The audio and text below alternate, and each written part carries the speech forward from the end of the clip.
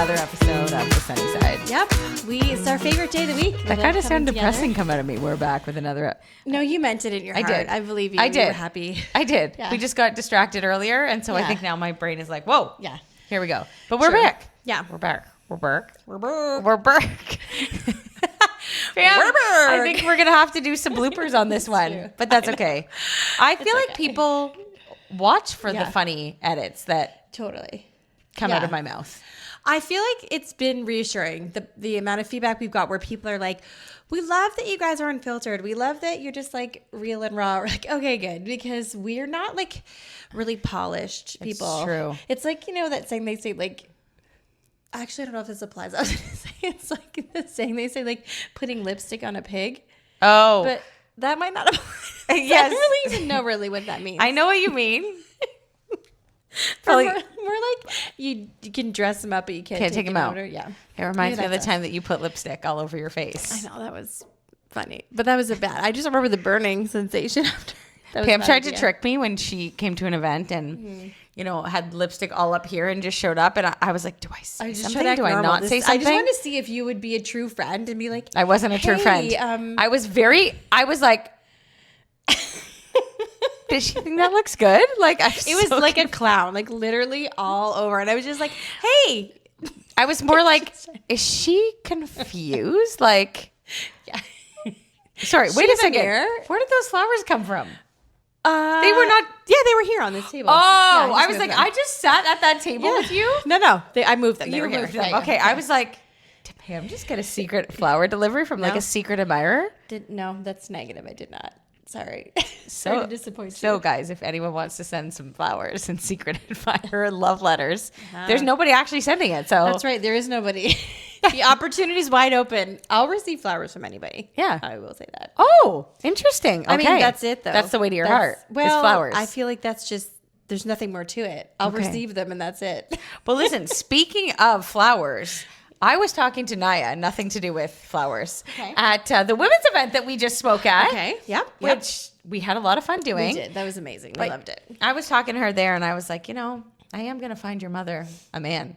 Oh, how did she feel about that? I think she just laughed and smiled very nicely. She was probably like, as long as you're in charge and it's not mom, because she's told me numerous times, like, I love you, but like, I would never take advice from you about like dating your man. I was like, that's fair. You're like, That's okay. fair. She was just like, you just don't have like a good Track record? or like a good discerner. Like I just think everyone's great. I'm like, they're great. And then people are like, no, they're not. There's huge red flags. Okay. So she knows that about me. So she doesn't trust my, I guess my opinion, I guess of somebody. She thinks I would just never know if somebody wasn't great, which is probably true. I don't trust myself. But yeah, I mean, I feel like she was fine with it. I'm just saying. We'll see. I'm going to ask her off I'm camera gonna ask her. if she was really fine with it. She probably wasn't. But- if she just laughed, she's like me. That would be like her way of like, Awkward, my mom. Yeah. But we had a great time at that Did. women's That event. was so fun. It was really fun. For those of you that couldn't make it, Yeah, it was so well. Too bad, so done. sad. Yeah, come to the next one. Yeah. You missed out. You should did. have FOMO for real. You should have FOMO. yeah, It was you so should. great. It was a beautiful morning, just like working through some of our own heart issues. Yeah, I loved it.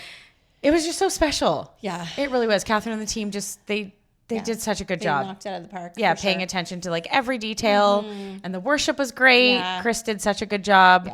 Yeah. Shout out to Chris, one of the only men that watch our podcast, or so we thought. Yeah.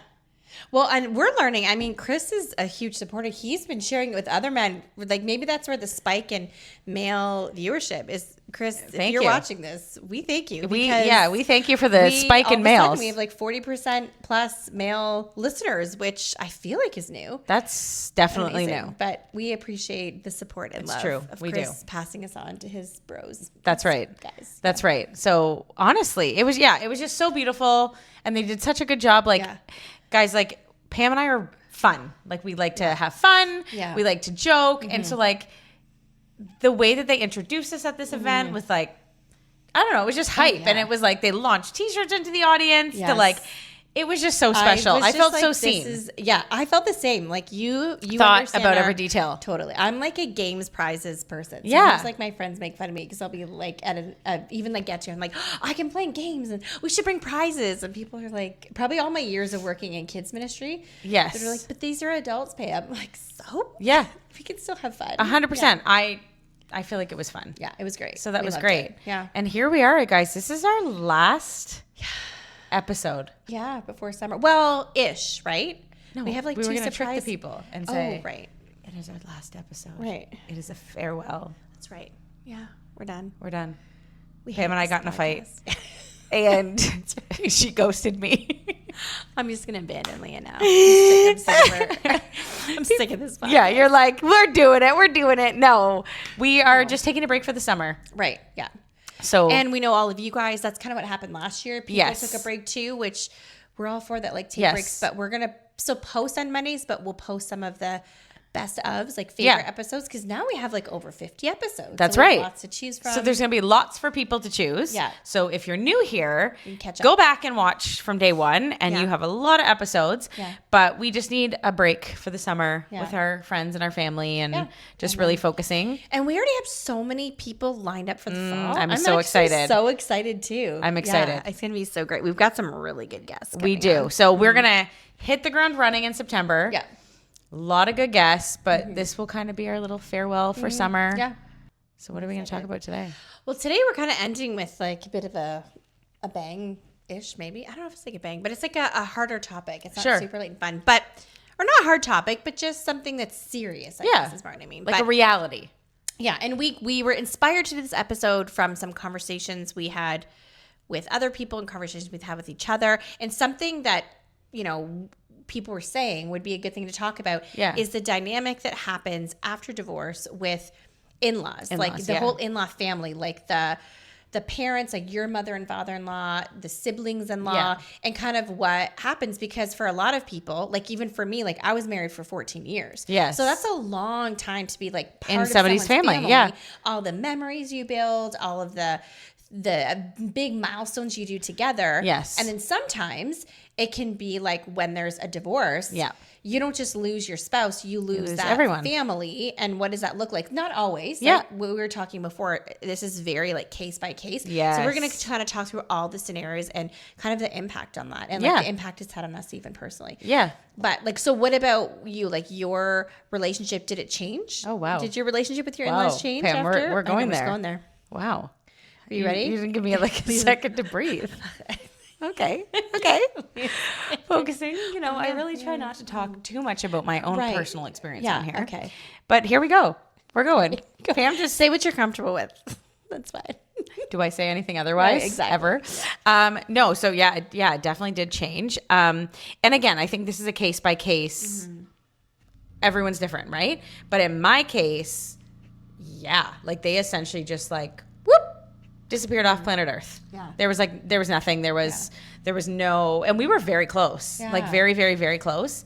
I wonder, and this is like my thoughts, is I think that people that have a son or daughter, because it can go both ways, that have left their spouse or betrayed, especially when there's betrayed or betrayal and it's messy, parents don't know how to handle it because they're like, well, I helped raise this kid. Right. Maybe there's a bit of embarrassment. Yes. What you're thinking. Yeah. Maybe embarrassment or I don't know, like what I've done wrong here. How did this happen? And so I think that's part of it is they just don't they just don't know how to face it. Right. They don't know how to make everything go fit in like a picture perfect box, which I think is like the downfall of it. Yeah. Because I just picture if this was like one of my kids and something happened in their marriage where their marriage ended, I would do whatever I could. So let's just like say like if, you know, Zeke ever pulled a stunt or something, I would do whatever I could to be there for my daughter-in-law, for my grandkids. Whatever it took, at whatever expense. I don't care. And I think we've lost our way a little bit. And we just get very selfish in our own thinking that it's like, oh, well, I don't want to hurt my son. So like, I'm not gonna I'm not going to have a relationship with my ex-daughter-in-law or whatever. But it's just hard. Like in my situation, that's kind of what happened. Like I tried when they were really young to be like, okay, do you want to come over? Like, because I had them 90% of the time. Right. So I was like, if you want a relationship with them that goes beyond weekends, you know, it's important. And I tried. And basically they just said, out of respect for our son, we can't have a relationship with you. Which again, even that, okay, do I agree with that? No. But fine. But what about your grandchildren? Right, totally. Why does it have to only be based on their terms? See it's like, that's a funny situation too, because like if you had done something to create discomfort with their son, you had betrayed him, I can see maybe a little more how they would feel like, oh. Yes. But it's like, well, when he did it, like, don't tell your son, like, suck it up. These are my grandkids. You made this choice. You cheated on her. Like, you left the family. You abandoned. Yeah. Like, you were the one that created the awkwardness. It's not our responsibility to. Yeah. But you hear that happen to different degrees in so many situations where, people just side with one person and then don't. And it's hard when there's grandkids involved, for sure, because that's going to directly affect their access and their relationship and time with those grandkids. If they're going to say, anytime the kids are with you, it's off limits. Yeah. That's silly. Yeah. Yeah. And I mean, it's heartbreaking, but that's, I think, just the reality of our human nature. Yeah. Is we feel like we need to pick sides. Yeah. And honestly, it's most unfortunate for the kids. Totally. Yeah. Because they feel like, I don't know what to do, or I don't know how to. Yeah. You know, even like last night I was at a concert and we're sitting there, my mom and I, and they just walk right past, don't say a word, say nothing. That's crazy. And it's crazy you can't even say like a hi. Nothing. Yeah. Nothing. And I just think it's hard for the kids because they're just like, who do I go sit with? Who do I don't know. This is awkward. Like it's just really sad when that's reality. Totally. Yeah. Yeah. I feel like it's interesting because I had like a split situation because my in-laws were already divorced, like when we were divorced. So, my mother-in-law was actually so supportive, and I mean, she knew him, she raised him, so she wasn't. Even if other people maybe didn't believe it or think, she knew. And she said that from the start. Like, I know everything you've said is true because before he moved out of this house and as a teenager, I dealt with these things. You know? Yeah. And so she was super supportive and lovely, and like apologized. She would cry on the phone with me and be like, I'm so sorry this happened, and which was amazing. And so then so nice. She would come and see the kids here leaving at my house, especially when their dad wasn't doing super well, so they couldn't always be with him. And I always tried to have that like open door policy with her. But then my father-in-law was a different story. Like we just, it was just like we just sort of like didn't hear from him for years. Wow. And I know it would hurt my kids because there were times then when they saw their dad and he would make mention like, oh, my dad was just down visiting me because his parents live out of town. And the kids would be kind of like, oh, like that he'd never even like reached out to like see them. And knowing that they're going through this like traumatic life change and like never once like a reach out from the grandfather of like to the kids even to like, are you guys okay? How are you? And that went on for like a number of years. And then at some point a few years ago, I think when things were going a little better and it was a little easier, he kind of circled around. It was like, oh, I think it was at Christmas time at the first time. Oh, I want to see the kids for Christmas. And I was like, okay, that's fine. But my kids, especially two, they're older, they were like, why? Yeah. Where was he? Where's he been these last few years when we were literally like in therapy every week and going through the hardest time of our life? And like now that things are easier and like dad's doing a little better, all of a sudden he wants to come back, and they were very against it and and like hurt by it. And I think maybe I hadn't even noticed that they were that hurt until that they came out. Voiced it. Totally. And then I was kind of like, well, yeah, I guess that's something you guys are going to have to work out with him in your own way, because it's true like that. And one of my kids said, like, I'm like, forget who he is in our life. I'm not interested in that kind of relationship with anyone in general. Like, if you can't be here for me in the hard times, I'm not going to sit at Christmas with you when it's all fun and easy. Like, and my child who said this was like, I'm just not interested in those kind of relationships. That feels fake. And it makes me feel like, why invest my time? Because if something goes wrong, you're going to disappear. Yeah. But if everything can be light and fun and funny, you'll be here. And they were just like, why would, like, I'm not interested in that. And I was kind of like, ooh. I mean, it's true though, right? Like, where have we lost our way? Where, as people, as society, whatever you want to say, where we cannot put somebody else above ourselves, especially children. Right? Exactly. Like, you know, where it's like, they are the innocent bystanders in all of this. Yeah. Say what you want about you as a wife, or me as a wife, or why they left, or why they chose to do the things they did.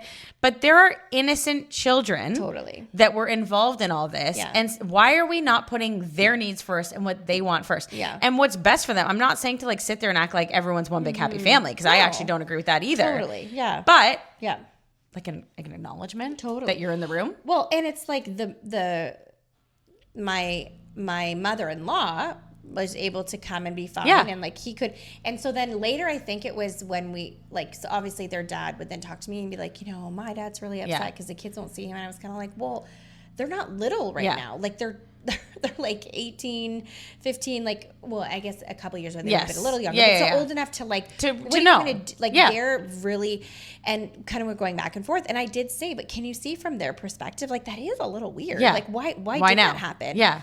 And he said that his dad told him, oh, he just felt awkward and he thought I might be uncomfortable. And so he made it seem like he was trying to make me not feel uncomfortable. Well, that's what they always say. But I was like, yeah, but that's a cop-out. Well, and I said that to him. I said, sure, I can see that in some situations, but in our situation, your dad knew that you were coming to my house every time to see the kids. Obviously, that would be the most uncomfortable thing. And if that's happening. And he knew that your mom was coming here to see the kids. So I was like, I don't really believe that. Like, I think he actually was uncomfortable. He couldn't deal with it. That's right. He didn't have the emotional maturity or stability to face the situation. And I think that's what it's like in most cases. And then it's just a cop-out to blame it on me. Like, he thought I would feel uncomfortable. I don't want to sit close to you because you might feel uncomfortable. Right. It's like, no, I think you don't feel comfortable. That's right. Because everybody else, I have this open door policy, and everyone else is utilizing. You're the only person that isolated yourself. Yeah. Well, and then so his siblings did the same thing. I was going to say, what about his,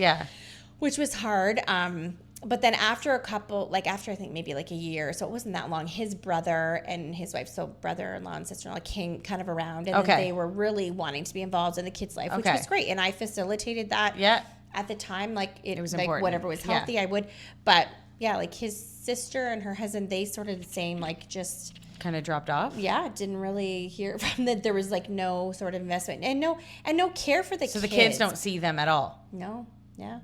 Wow. Yeah. So it'll just be like at birthday or Christmas, like a card. But there was no, and same thing, like I would know they would come into town to visit like my ex-husband or his family that lived here. And there would be like no attempt to like reach out to the kids for a while. Like, it's just same so thing sad. Until it was like, so much time had passed, and then it's like, oh, well, we're going to host this dinner. Everyone's going to be here. Have the kids come. Their aunt and uncle want to see them. Their grandpa wants to see them. But by then, my kids were like... a little too late. Right. And they're like, we were like suffering and you being were nowhere. Traumatized, and there was no... It felt like we had no family. And it was just like... So I've just kind of... Because I feel like that's a very awkward spot for me to be in. So that's where, like, with the kids' counselor and their therapy, I'm just like, you talk to... Miss Tracy about that and work that out, because I don't want to say the wrong thing, because it's complicated, and that's what it comes down to. Yeah. It's complicated because, like, I think on like my ex would say, okay, well, they see their aunts and uncles when they're with me, right? But I'm like, but that's not very often, or that's not enough, or whatever. I just think that it's just so sad, that, and this is the effects of divorce. People think, oh, it just affects like you and your ex and your immediate four. No, it affects and generations. Totally. Like forever.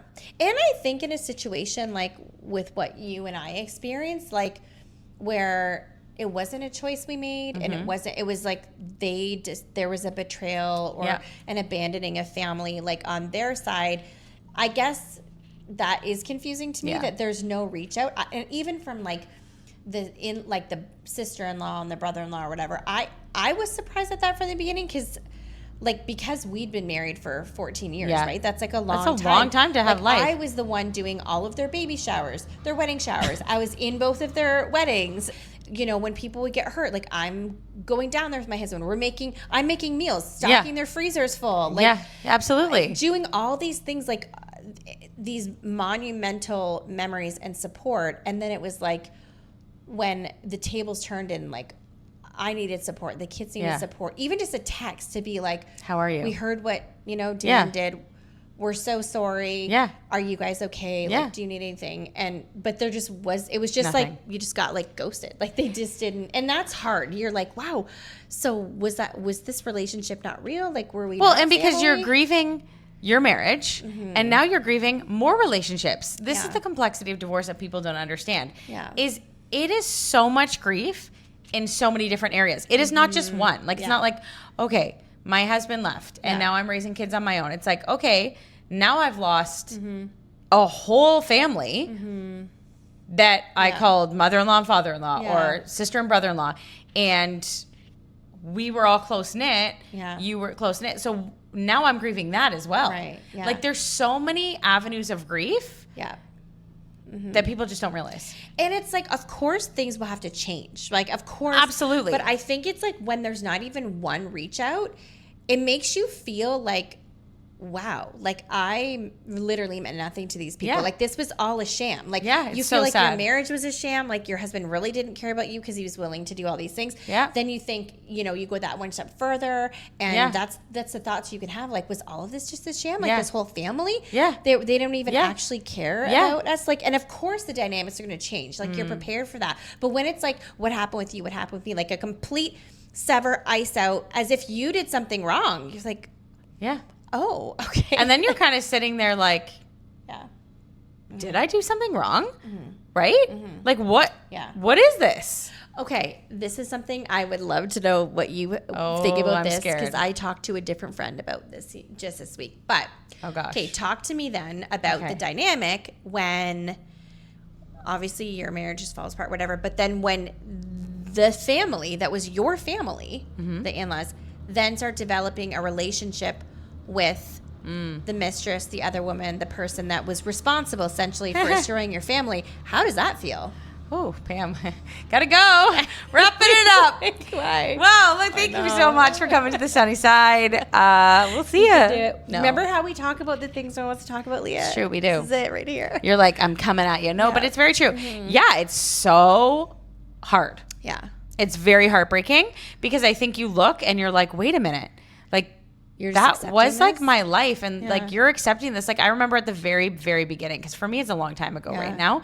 So you look back and you're like, so like all the things that like you wouldn't let us do when we were dating, now they're doing, like just like little things too. Point. Like like you guys would get in trouble for any sort of sexual impropriety while you're dating. Yeah, but now this is a full out adultery, betrayal, and they're just like, oh, let's just all have Easter gonna welcome dinner. you with like open arms. That's a right? good point. Yeah. That part's hard, and I think in my case, like they did pull me aside at one point and warned me. Like they were the ones that were like, I think that something's going on here.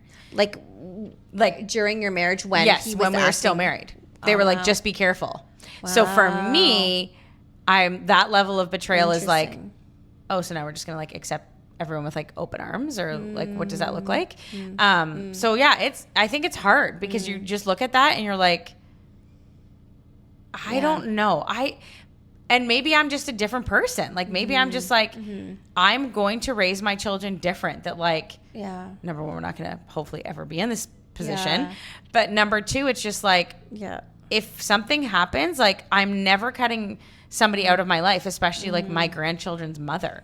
Totally. Or like, or for Eden, like, my grandchildren's father. I don't know. Like, I just feel like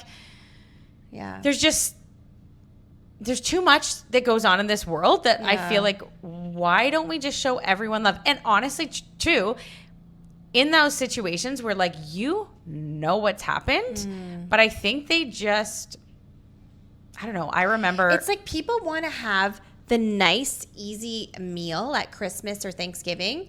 So they sacrifice literally your morals and values and convictions to have that memory. But they co-sign on, especially what I'm saying, especially in a Christian family, because we are all, as believers, we all claim to follow the Bible. We know right from wrong. It's very clear what is sin and not sin. That's what I find confusing is like, how do you just embrace this absolute sin and debauchery and lifestyle at your family, like Christmas or Thanksgiving table. Yeah. And pretend like it's fine. Happened. And then the example even to the other children. Like I remember thinking that the first, like whatever it was, Easter or Thanksgiving or something, that I had heard that my husband was bringing, like who was his mistress and like the woman who ruined, like he left for, to the family, their family dinner. And I just remember thinking, wow, this is so crazy. Because even for like my little nieces and nephews, like, so what, you just show up and it's like, oh, where's Auntie Pam? Oh, well, this is her replacement. Yeah. We just swapped her out. Well, how does that make little kids feel? Like to know that you can just switch someone out. And if they make a mistake or they're not good enough, one day somebody might just throw them out like trash and swap them in with a different person. Like, are we, like, I understand that there's probably pressure from them. Like they want to come and they want to integrate this person into the family. But do you really want to set that precedent of normalizing such sin and debauchery to even the next generation, to small children that are at the table, to other family members, to say, hey, we're all fine with this. If any one of you sitting around the table decides that we're done with you, we'll just kick you to the curb and we'll welcome someone new and we'll pretend like everything's fine. And that's just it. Until you've walked through it in your own marriage, they've walked through something hard in their own marriage where they're like, no one can ever say that will never be me. Yeah. The moment you say that's never going to be me or my marriage, you don't know. Like you can put the right boundaries and perspectives and, you know, try to protect your marriage as best you can. But nobody is going to come unscathed in a marriage in general. I'm not saying every marriage is going to end in betrayal and divorce by any means, but I'm just saying, like, you and I never thought we'd be in this position, and yet here we were. And so it's like, you can say that all you want until it's your marriage. Yeah. Right? Yeah. I don't know. Yeah. It's complicated. Divorce, this is what people, I think with divorce, is that you get divorced. Yeah. And then, like, that's it. Yeah. Page turn, chapter done. New story. Chapter done. Yeah. But and I actually do believe when that only works when you don't have kids. Yeah, I agree. I do think there is more of like a severance that can happen. Sure. Yeah. But when you have kids, you are literally co-parenting, whether you're co-parenting weekly, daily, whatever, forever. Yeah. Like there is no like, okay, well the divorce was like 10 years ago, the divorce was 8 years ago, whatever it may be. It's over. Yeah. It's like, no. Yeah. You're having to, like, even if you don't like co-parent per se, but you're in constant communication with this person or their family forever. Yeah. Weddings, babies, grandchildren, all of that. Yeah. Yeah. That's true. And you're having to kind of ride the ups and downs of all of those, like moving forward, all of those memories or milestone moments and how you're going to navigate that with I think about it all the time. Family or the new person coming and then they're there and then you're also having to be there and like it's so complicated and so messy and so painful. And it's not like you can just like, even I've heard, I mean, I don't think anyone said this to me, which is nice, maybe if they thought it, but I've heard people say that other people have said to them in these situations, well, you were divorced for X amount of years. You should just get over it by now. Be fine. And sure, there's a part where you do move on in your life, but things like this, it's not getting over what happened in the past. It's presently happening. You're re-wounding. You're getting re-wounded when you have to come to an event and your in-laws this was your family, this was your second mom and dad, won't even say hi to you, or they can't sit with you, or they don't respond if like something happens to your child. They don't reach out. Like there is a that's true. Right? That's like that.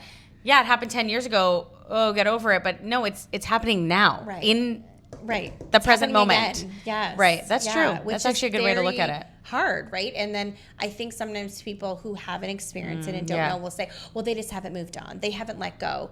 And it's like, well, yeah, you've moved on from some things. Yeah. You have healed from some things. But if tomorrow a new thing that's hurtful happens, you're human. Yeah. Like, of course you're going to feel hurt by that. Yeah.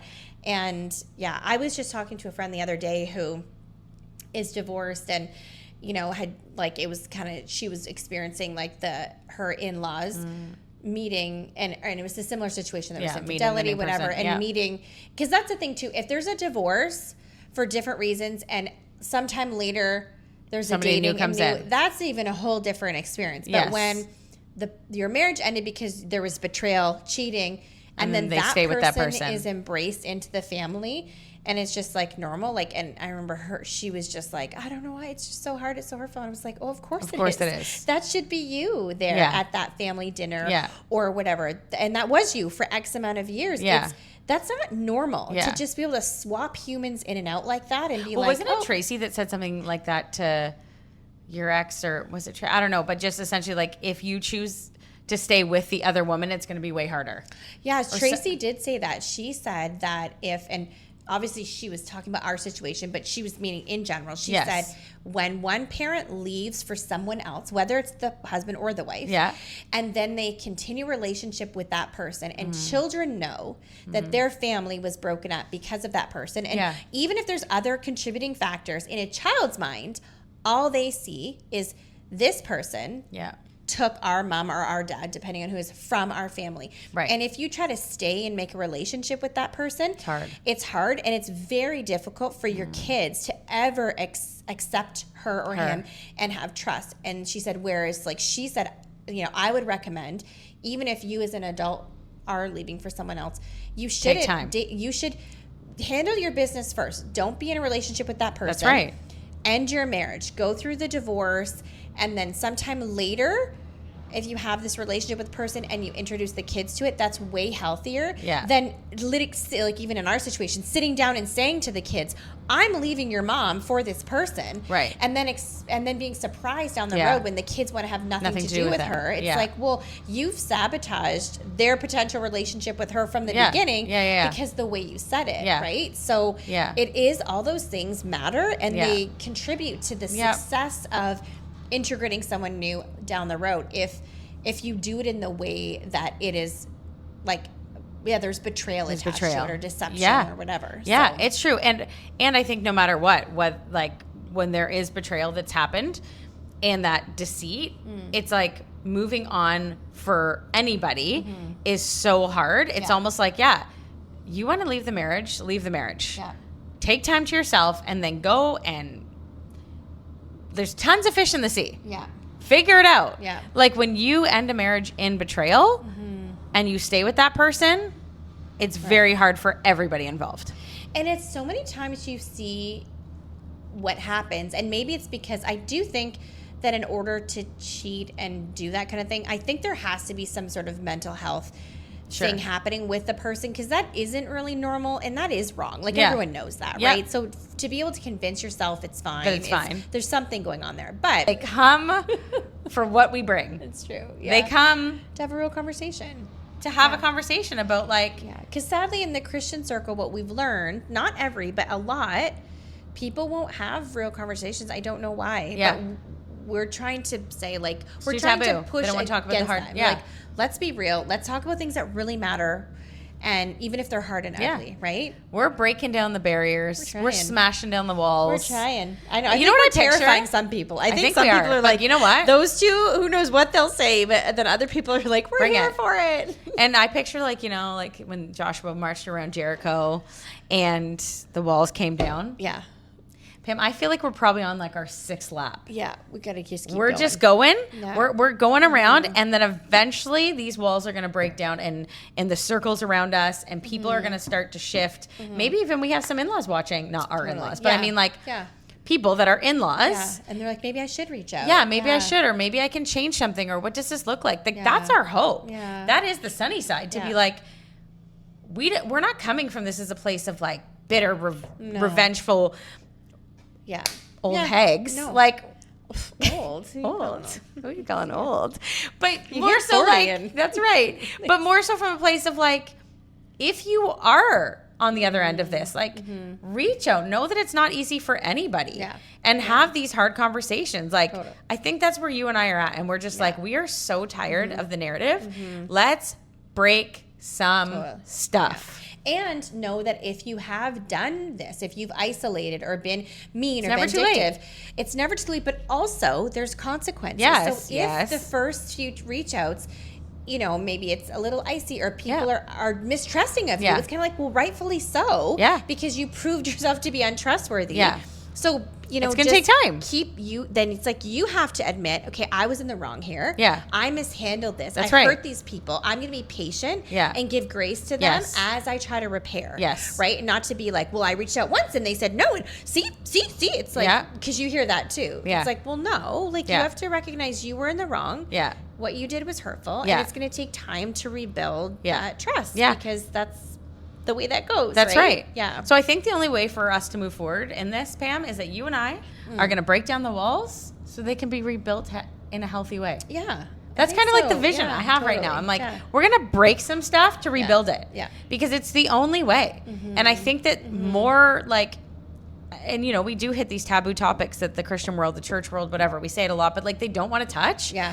And I think it's important because the only way to get healthy again is to tear it down and start from the ground up. And we have it every time. We have it in our DMs after every episode. Without fail. We had it at the conference, people coming to us kind of like privately being like, oh my goodness, like this happened to me. And, you know, I tried to bring it to my church. I wasn't allowed to talk about it, or I was told to this or that, or even sometimes they don't. I was too afraid to bring it up. Yeah. And we're just some of the conversations that we had. We got to bring it up. Yeah. After that event, I was just like, wow, like, I don't know. We started this just thinking we're going to have some conversations. Yeah. And it is very apparent to me that there are a lot of hurting people and a lot of topics that people don't want to talk about in the Christian circle. Right. Yeah. And we're going there. And we're not talking about it like we have all the answers. We're just saying, this was our experience. This is what we've heard. Let's just talk about it. We don't even necessarily have like a resolution at the end. It's just like, this is happening. Let's all pretend it's not. Yeah. Let's not turn a blind eye. Totally. Let's just like move forward and try to bring, because honestly, the truth will set you free. Yeah. And so everything needs to be brought to light. Totally. In order for healing to come. Yeah. And that's our hearts behind it all. Yeah, totally. Right? I agree. And if there's a topic specifically about divorce, but about anything that you're just like, I need to talk to somebody about this, or I need to hear somebody like talk this through, let us know. DM us. A lot of the topics we'll hit it that we do We're are not from scared. DMs. Like people message us and then we bring these topics up on the podcast, and That's we won't true. say your name, or we can keep it discreet. But a lot of times we get our content from the people. The what people want. Yeah. Our people. Yeah. Pam, we have people. Yeah, I know. We wow. have people. It's when we started this, just thinking as long as we can help one. I know. And that is still our heart. Yeah. Literally. We could not care less, but if we can help one woman. Yeah. If we did that women's event. Yeah. So that we could help one. Yeah. It is worth it. It's like that whole verse where like God leaves the 99 to go after the one. I'm like, I feel like that's our like mission statement. Totally. Like we're going after the one. Yeah. We don't care about the 99. I mean, we do. We love the 99. We yeah, we love. But like, her. let's go after the one. Like, if we can do this, so that we just help one person, and that one person helps another person, that one person helps another person. That's what happens. That is totally what happens. That's right? what it is, right? It's like a domino effect of like courage. When somebody speaks out, then someone else is like, oh, I could speak out, and then they. It's like that whole Me Too movement. Totally. Yeah. But like, we're gonna go after we're leaving the 99 and we're going after the one. Yeah. And that's where this podcast has been. Oh, I love it. And I love it. It's great. Pam, I'm sad to say goodbye to you. I know, it's crazy. We're gonna be so sad get together in the summer because probably too long. We'll try to sneak in for a July episode and one in August, just as a check-in to say, hey, how are you doing? How's everything? But you know, I'm gonna miss our Monday mornings. I know, but we'll be so ready for September. It's gonna go like that too, because I feel like the summer always flies by. It will. Yeah. So guys, we hope that you loved this episode and that you have the best summer. Yeah. Do all the things, eat all the ice cream. And we'll still be online. Lots of beach days. On Instagram posting and we can connect. We're just more taking a break from like the actual episodes, but we will be online all summer.